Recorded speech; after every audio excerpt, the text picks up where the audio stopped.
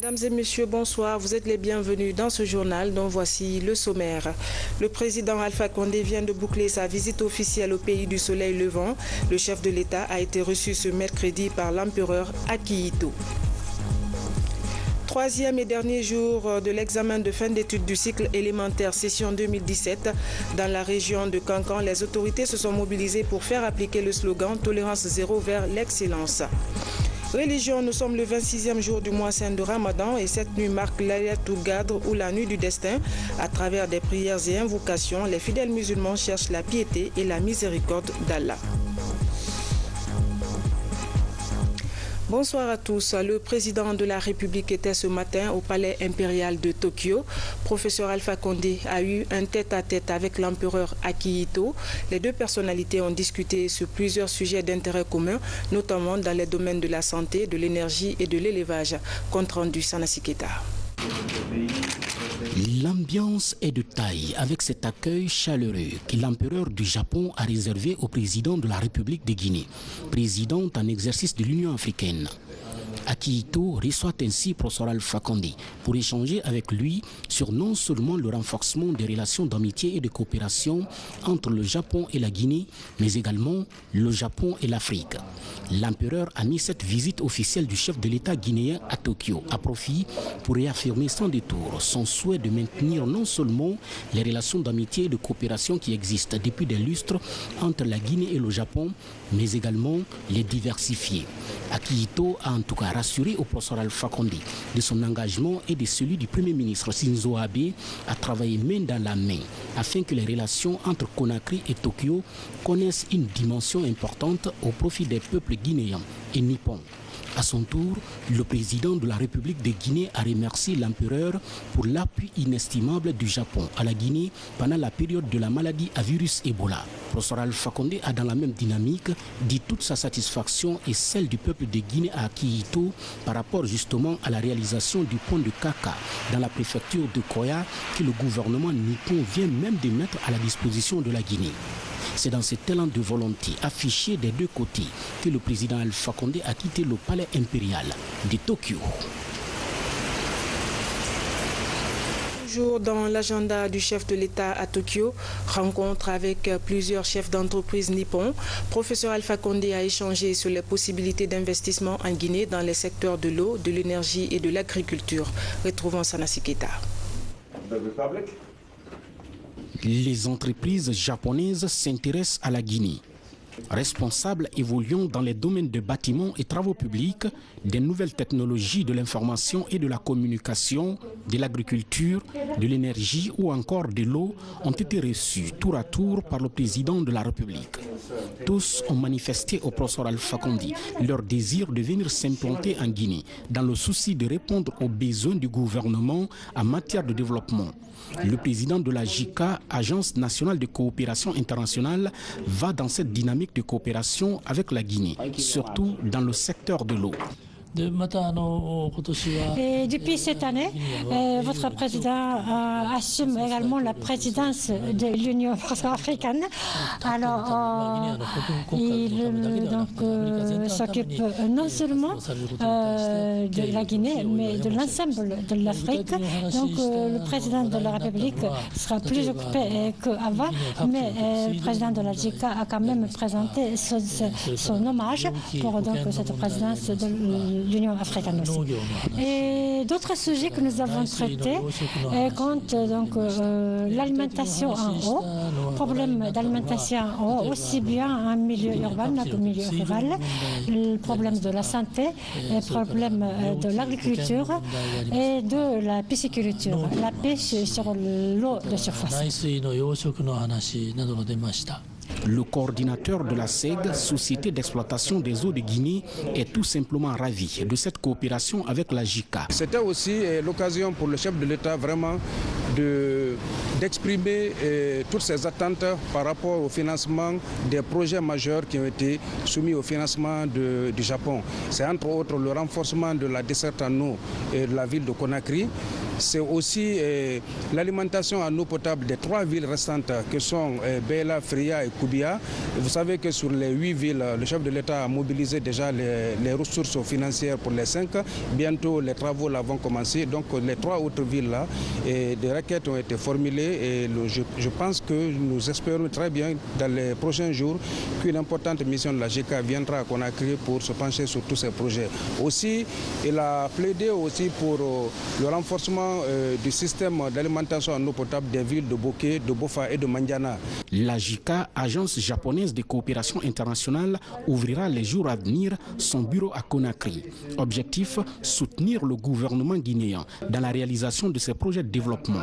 Et cela a été d'ailleurs l'une des discussions clés entre le président de la République et le Premier ministre Sinzo Abe au cours de cette visite officielle de 72 heures. Dossier incendie à la pharmacie centrale de Guinée. C'était le week-end dernier. Une réunion de concertation et de plaidoyer a regroupé ce matin les cadres du ministère de la Santé et l'ensemble des partenaires techniques du secteur. Un plan de réponse a sanctionné les discussions avec à la clé la construction d'une nouvelle centrale d'achat de médicaments. Reportage Sori de Kérard. Après l'incendie, la PCG au cœur de toutes les attentions. La réparation des dommages causés par le sinistre préoccupe le ministère de la Santé. Cette réunion est convoquée à l'intention de l'ensemble des partenaires du secteur. Il s'agit de faire le point des pertes et discuter des actions d'urgence à entreprendre. À court terme, il est prévu la reconstitution des stocks des ARV, l'acquisition d'espaces de stockage ou encore la relocalisation des services administratifs. Au-delà, la construction d'une nouvelle centrale semble dominer les débats. Pour nous, il s'agit de rebondir. Vous savez, il y avait déjà un plan donc, de rénovation, extension de la centrale d'achat à partir des magasins régionaux. Il y a également un site à Koya qui est mis à la disposition de la centrale d'achat. Il était question qu'un expert international vienne pour faire l'évaluation du site et faire une proposition. Et comme j'ai été très clair avec les partenaires, la priorité dans ce sens là, c'est d'avoir une nouvelle centrale d'achat avec des magasins qui répondent aux normes internationales de stockage et de sécurité. Au cours de la rencontre, la cellule de coordination a rapporté les résultats de toutes les commissions mises en place après l'incendie. Les échanges mettent en exergue que malgré le sinistre, la PCG dispose encore de stocks nécessaires pour un approvisionnement continu et régulier des structures de santé du pays. Le renforcement de ce acquis est une autre préoccupation. L'OMS appuiera en particulier dans le domaine de la gestion des risques, de la prévention des risques liés à l'entreposage et à la distribution des médicaments.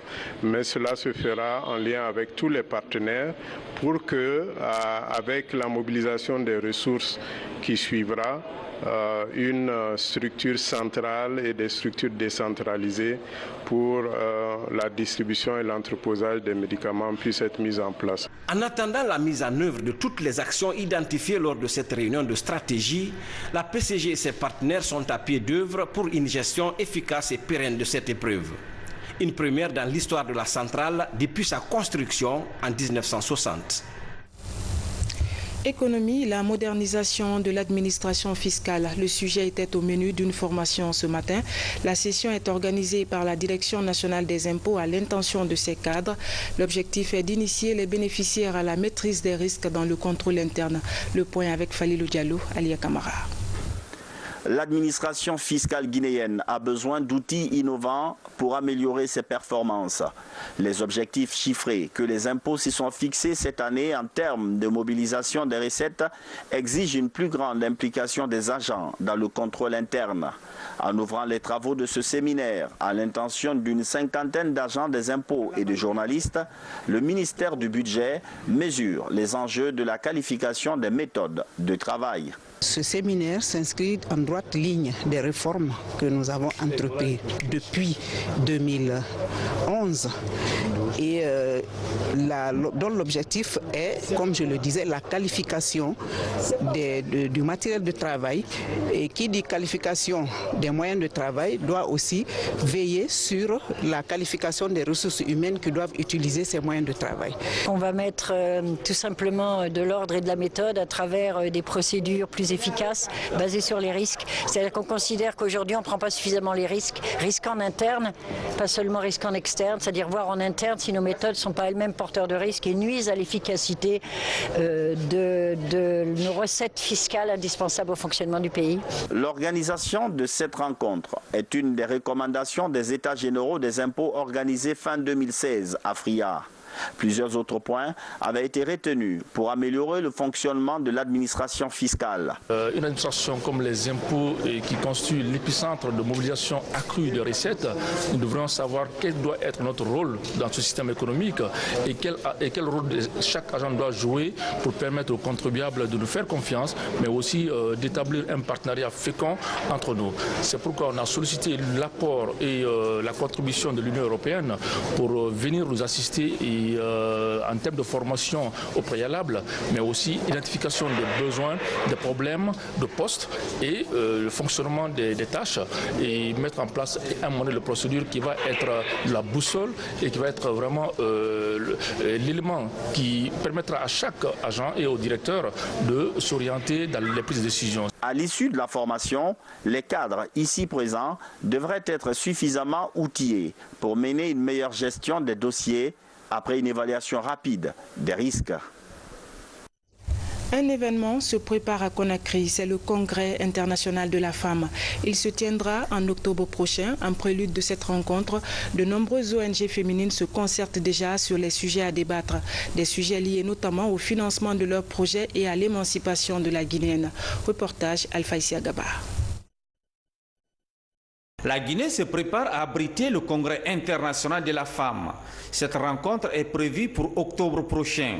Mais avant, les ONG et groupements féminins de Conakry se préoccupent du financement des projets qu'elles comptent mener dans le cadre de la tenue du Congrès. Pour tout problème, il faut que les femmes acceptent d'aller ensemble. Il faut que les femmes acceptent de se donner la main. Nous sommes là à prôner tous les jours et à ce qu'on nous donne des postes, à ce que nous soyons pas. Mais il faut que nous, même nous les femmes, que nous le prouvions par notre façon de faire pour recevoir nos consoeurs des autres pays qui doivent venir pour ce congrès. Il faut que d'abord nous travaillions à la base. Il ne faut pas qu'on essaie de concentrer le tout à Conakry. Ces femmes sont motivées à tenir leur pari, réussir à faire de Conakry la capitale des femmes du monde. Ce sera une très grande opportunité pour les femmes guinéennes en général. Ce sera une ouverture, puisqu'on ne peut pas évoluer en vase clos. Nous avons déjà des programmes, mais c'est toujours bien d'avoir d'autres expériences venant d'autres pays.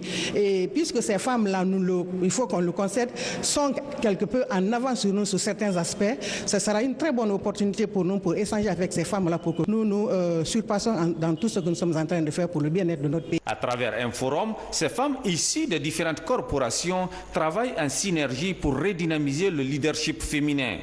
L'enjeu est l'amélioration d'abord des conditions de vie des femmes et garantir l'autonomisation et l'émancipation de la Guinéenne. Éducation, troisième et dernier jour ce mercredi de l'examen de fin d'études du cycle élémentaire session 2017. Dans la préfecture de Kankan, les autorités se sont mobilisées pour faire appliquer le slogan « Tolérance zéro vers l'excellence ». Pour cette dernière journée, les élèves ont abordé les épreuves de calcul écrit et d'histoire. On en sait plus avec Amadou Touré. Après la première et la deuxième journée de l'examen de certificat d'études élémentaires à Zérékoré, Lola, Bella et Kirouani, le ministre de l'enseignement préuniversitaire et de l'alphabétisation, s'est rendu à Kankan où il a procédé au lancement des épreuves de calcul écrit et d'histoire au compte de la troisième et dernière journée. Dans cette région, l'effectif des candidats est de 24 465, dont 8 061 filles. Au terme de 3 jours de compétition dans cette matière, le certificat d'études élémentaires a pris fin sur une note de satisfaction. J'ai traité mon sujet bien. Après, quand j'ai fini de traiter, j'ai déposé mon feuille et j'ai sorti. Sans faute. On a fait l'histoire et la préhistoire. On a tracé le tableau pour placer l'autre question. Et l'examen est bien passé aujourd'hui. Si aucun cas de fraude n'a été signalé, 8 surveillants ont été tout de même expulsés pour port et usage de téléphones portables. C'est l'évaluation qui est le résultat définitif de l'effort de 9 mois d'effort que nous avons fait. Alors si on ne fait pas correctement, le peuple de Guinée va nous juger mal. C'est pour cela que j'instruis tous les inspecteurs régionaux, les directeurs préfectoraux, de faire correctement la correction et donner un résultat. Même s'il y a un seul admis à Kankan, on va le déclarer admis. Le département s'engage à publier les résultats 2 semaines après la fin des épreuves. Dans la foulée, les étudiants de l'université Amadou Dieng ont reçu cette semaine l'équipe de distribution des tablettes, une occasion pour eux d'exprimer leur reconnaissance au président de la République pour l'initiative Chaque étudiant une tablette. Compte rendu Diané Yansani. En étudiant une tablette, l'initiative présidentielle pour faciliter l'apprentissage dans les institutions d'enseignement supérieur. Ici, l'opération de distribution des tablettes se déroule à l'université Amadou Dieng en présence de la société Jatrofa. L'action vise à faciliter les conditions de recherche et de formation des étudiants guinéens. Nous félicitons le président de la République, son Excellence le professeur Alpha Condé, pour son initiative, sa volonté de qualifier davantage les jeunes Guinéens afin d'assurer le développement économique de notre cher pays. L'achat de ces tablettes est subventionné à hauteur de 50% par l'État. Il revient donc à chaque étudiant de payer 981 750 francs guinéens. Étudiants et enseignants de l'université sont conscients des avantages de l'introduction de ce nouvel outil dans le cursus universitaire. Pour appuyer l'initiative, l'université offre gratuitement 25 tablettes aux meilleurs étudiants de différentes filières de formation.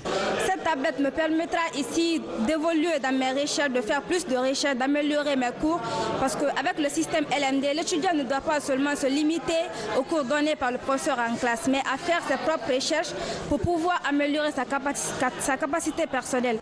Pour obtenir la tablette, chaque étudiant doit épuiser le paiement du montant total avec les modalités de son choix, le tout pendant une année universitaire. Violence basée sur le genre, plus de 250 agents des services de sécurité échangent avec les cadres des ministères de la Santé et de l'Action sociale. La rencontre vise à définir et à partager les stratégies de prise en charge pour faire face aux répressions. Les précisions avec Mohamed Sanko.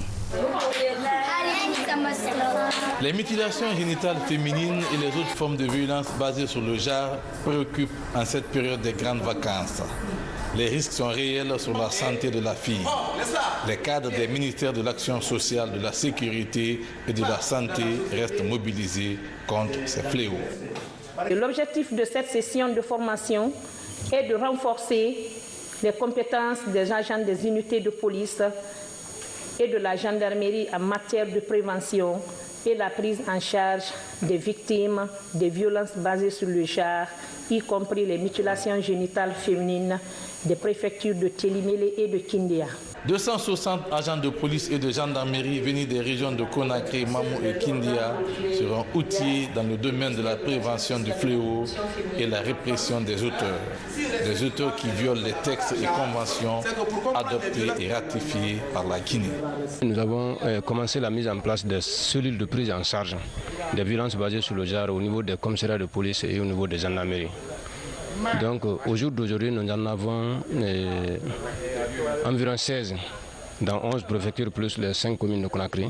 Nous avons mis en place ces cellules-là pour la prise en charge des cas de violence basée sur le genre. La violence prend beaucoup de l'ampleur à l'égard des femmes, donc il faut que nous fassions attention qu'ensemble avec la gendarmerie et la police, nous luttons les mains dans la main, que les auteurs même de ces violences, une fois appréhendés, soient sensibilisés sur leur comportement. En Guinée, 97% des femmes et filles de 15 à 49 ans sont affectées par les violences et les mutilations génitales féminines, selon le rapport 2016 du ministère de l'Action sociale. La volonté politique affirmée et l'implication de la société civile permettent de réduire l'ampleur du fléau. Mais pour combien de temps ? En bref et en images, l'atmosphère était électrique ce matin dans le quartier Imbaya. La faute à l'exécution musclée d'une décision de justice dans un conflit de propriété. La famille d'un ancien préfet a été délogée d'une concession qu'elle occupait depuis une vingtaine d'années. L'affaire est jugée dans les différentes juridictions depuis près de 8 ans. Selon le procureur général de la République, une procédure de révision du verdict final est en cours. Nous y reviendrons. Renforcement des capacités des militaires du bataillon Gangan 3 en attente à Samoria. Ils ont été outillés au cours d'un séminaire sur le rôle et la responsabilité du soldat dans les missions de maintien de la paix. Compte rendu, sergent Marcel Mansadono, correspondant de la presse militaire. C'est un séminaire d'information et de sensibilisation qui avait pour thème le rôle et la responsabilité des forces armées en mission de maintien de la paix. Il a permis aux militaires du bataillon Gangan 3 d'acquérir des connaissances sur les notions de violence basées sur le genre, la lutte contre les IST-VIH-Sida, la promotion des droits de l'homme et du droit international humanitaire avant d'être projetés au Nord Mali. L'accent a été mis sur la protection des civils qui est au cœur de tous les mandats de maintien de paix. Et nous avons grand espoir que le bataillon Gangan 3 va s'acquitter loyalement de ses obligations internationales.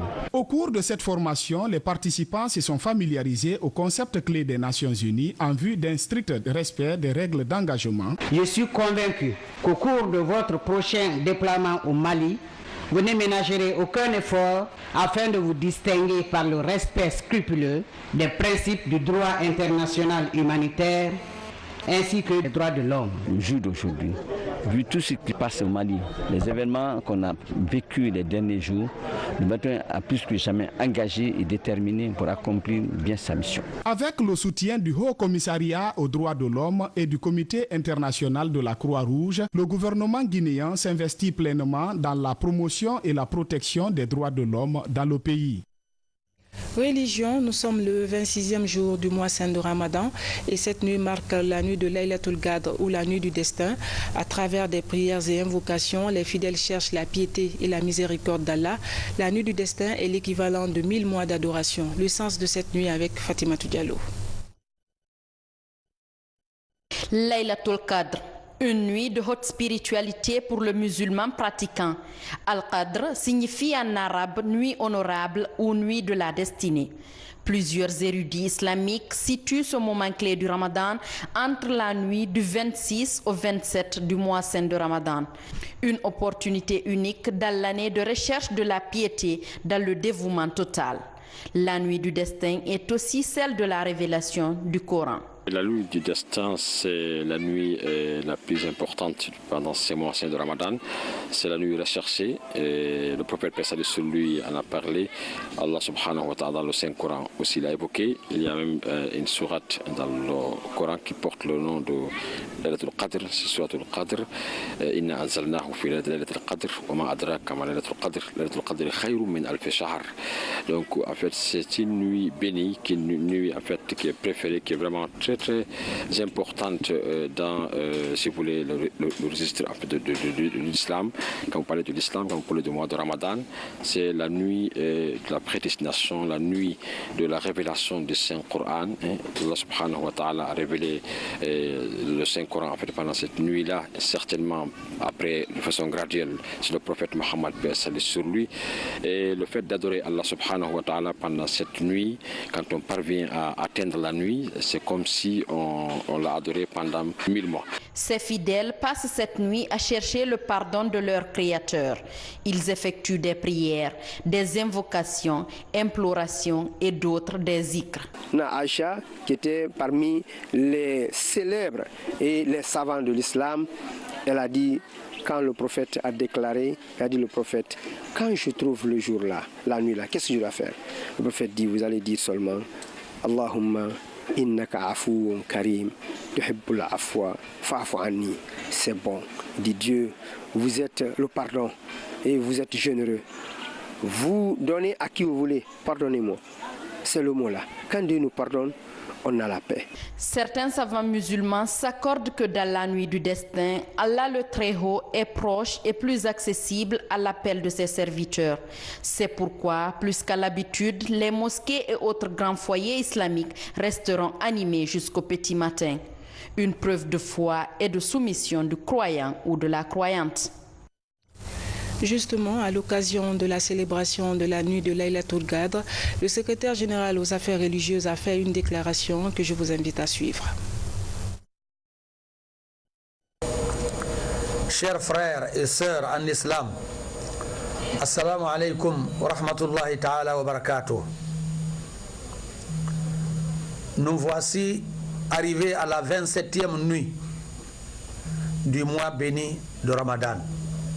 Le secrétariat général des affaires religieuses, par ma voix, lance un appel à l'ensemble de la communauté musulmane de redoubler d'efforts pour se consacrer pieusement à la prière, la lecture du Saint-Coran et aux invocations pour eux-mêmes, mais aussi pour la paix et la quiétude sociale pour notre pays.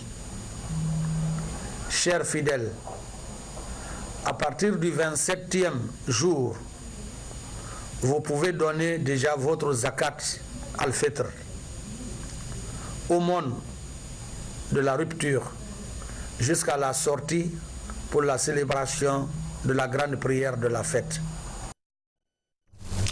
Et puis ce communiqué conjoint des ministres en charge de la fonction publique et du travail, conformément aux dispositions du décret D 95-250 PRG-SGG du 1er août 1995 instituant les fêtes légales en République de Guinée, les ministres en charge de la fonction publique et du travail portent à la connaissance des travailleuses, travailleurs et agents des secteurs publics mixtes et privés que la journée du jeudi 22 juin 2017, lendemain de la nuit de Laylatul Qadr, est déclarée férié, chômé et payé sur toute l'étendue du territoire national. Les ministres en charge de la fonction publique et du travail profitent de cette heureuse occasion pour souhaiter bonne fête à l'ensemble des travailleurs. Signé le ministre de l'Enseignement technique, de la formation professionnelle, de l'emploi et du travail, Albert Damantan Camara. La société de téléphonie MTN Guinée récompense toutes les semaines 10 abonnés ayant souscrit à la promo MTN Quiz pendant le mois saint de Ramadan. Les bénéficiaires repartent avec des bons d'achat d'une valeur allant de 150 000 à 2 millions de francs guinéens. Mohamed Alpha Baldé et Habib Thiam ont assisté à la cérémonie de remise. Monsieur Soura, sur vos applaudissements. SMS Quiz, le nouveau jeu SMS de MTN Guinée sur l'islam, le sport et d'autres sujets de culture générale. Après avoir joué, ils sont plusieurs abonnés à décrocher le bon d'achat pour un montant allant de 150 000 à 2 millions de francs guinéens. On a joué au jeu MTN et on a gagné. Pour ce premier tirage, cet abonné n'a pas pu décrocher le gros lot, ce qui est loin d'entamer son engagement. Je ne m'arrête pas. Dès que je sors maintenant, là, je peux que même les 150 000, là, je paye les unités pour reprendre, pour pouvoir avoir mieux encore. SMS Quiz est une chance accordée aux clients en ce mois de Ramadan.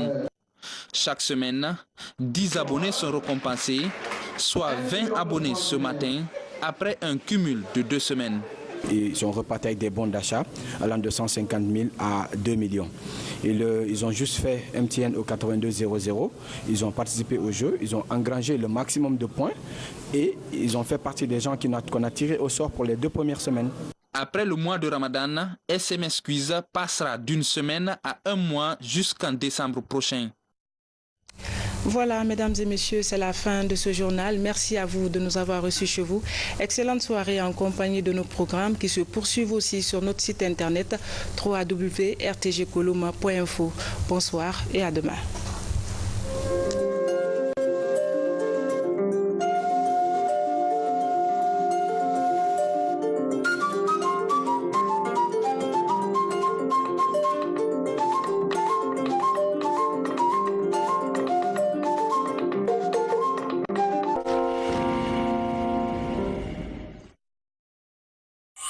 Vous l'attendiez?